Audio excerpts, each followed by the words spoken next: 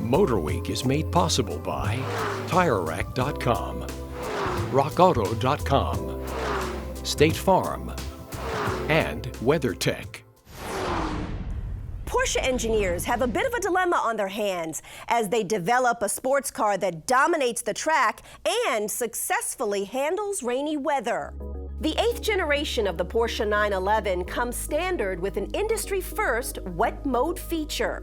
Sensors inside the front wheel well can detect water on the road, then it automatically sets up the car to help prevent hydroplaning, adjusting stability and traction controls, braking and throttle response. But here's the important part.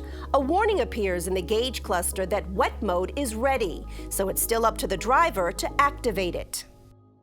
Hyundai is taking safety to a whole new level, but in this case, after an unexpected stop. They're developing a multi-collision airbag system.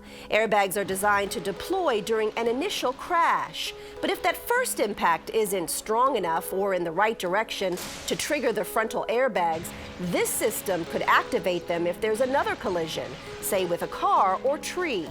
Hyundai says their system could calibrate the force needed to inflate the airbags and also determine how a person's seating position has changed after the first crash. No word yet on when it will appear in production models. As we race towards the future, more and more competitors are becoming collaborators. This time it's Daimler AG and BMW Group forming a joint mobility company. Their idea is to bundle a variety of services in one network. This includes car sharing, ride-hailing, parking, and finding charging stations. Regulators in Europe and the US have already approved the deal. This follows Ford and Volkswagen's recent partnership on advanced and commercial vehicles. We expect others to follow. And that's it for this week's Motor News.